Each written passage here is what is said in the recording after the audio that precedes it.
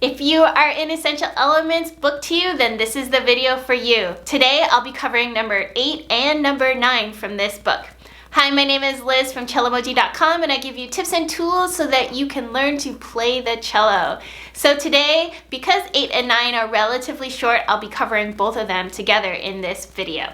So starting with number 8, it is called Morning from Peer Gynt by Grieg. Now, Grieg wrote a very famous orchestral suite called Peer Gynt, and this is just a small excerpt of the main melody, which can be fairly recognizable. I'm sure you've heard it in many different situations before. So for both 8 and 9, we are reviewing the D major scale. So let's go ahead and play that right now.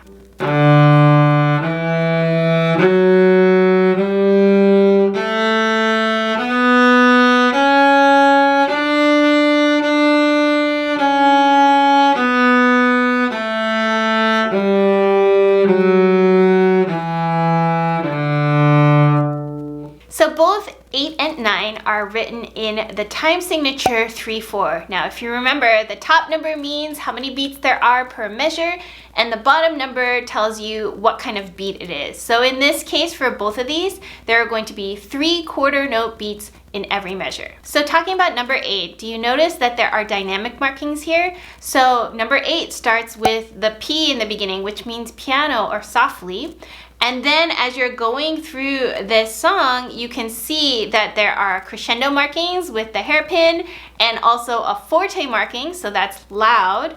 And then there's the other hairpin, which means you're gonna get softer, and then you end in P, which is piano. So this is kind of a nice little arc that you can create with your volume, starting from a soft to a loud and then back to a soft. Don't forget to also catch that slur at the end of number 8. Okay, so I'll play through number 8 here, first by myself, and then I will play through with the accompaniment that's provided by Hal Leonard. Now remember, all of the accompaniments for this Essential Elements Book 2 is actually on the Essential Elements interactive site. So when you buy the book, it provides you with a code where you can log in online and you can have the accompaniments to all of the songs in this book. This is slightly different than Book 1, where they allowed you to actually just download all of the accompaniments. This one, you really want to kind of interact with their online site. What's great about it too is there's many different versions of the accompaniment, and you can like record yourself and hear how it fits together.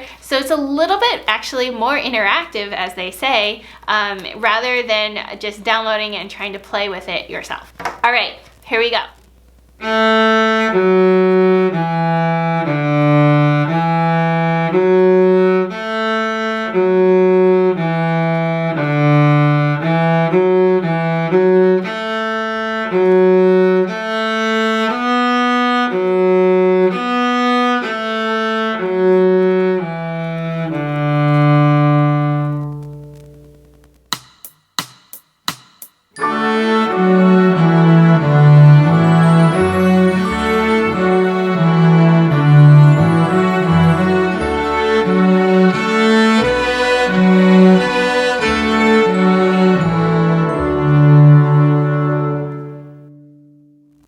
So now let's move on to number 9, which is Barcarolle by Offenbach. A barcarolle is actually a traditional folk song which is commonly sung by the Venetian gondoliers when they are, rowing along the Venetian canals, and they often are singing this type of folk song.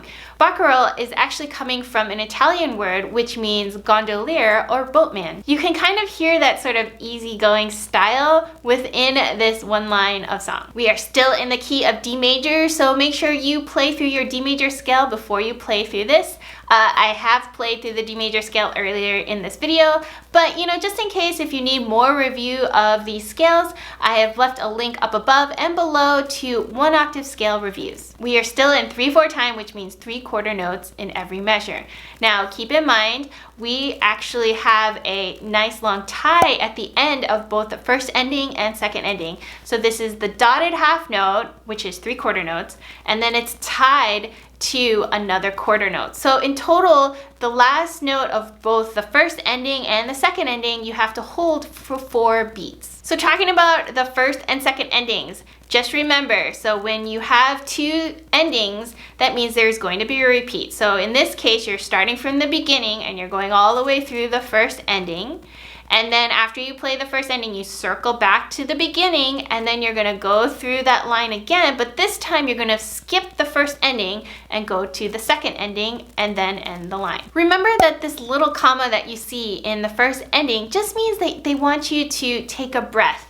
So this means there's no carryover in sound with your bow, and the extra breath, I actually encourage you to take a physical breath because this will really help set you up for the start when you're going back to the beginning. Remember, there is a diminuendo or taper with that hairpin going to piano. This is kind of different than some other songs that you may have played in the past where either A, it didn't really matter how you ended, or B, you're ending fairly loud or medium loud. In this case, they really want you to taper the sound and have a really nice, pretty, and quiet ending. So it's good practice as you're bowing to imagine that your sound is getting softer until you finish. Okay, so I'll play through once by myself and then I'll play through once with the accompaniment that can be found in Essential Elements Interactive.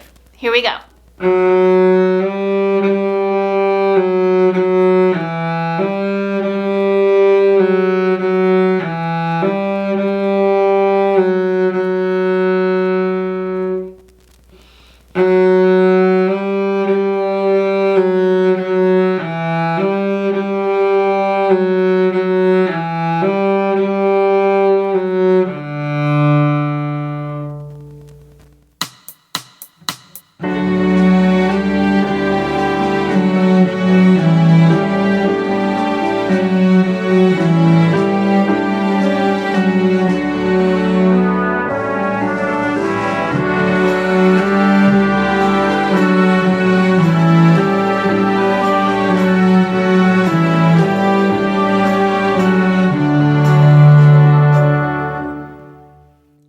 So there was number 8, Morning from the Peer Gynt suite, written by Grieg, and number 9, which was Barcarolle, which was written by Offenbach.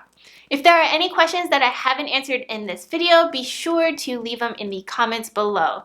If you like these Essential Elements videos, give me a thumbs up. And also, I would love for you to hit that subscribe button and the bell next to it so you won't miss out on any other Cellomoji videos. Check out the videos on your screen right now for more Essential Elements tutorials, and I will see you in the next video. Bye!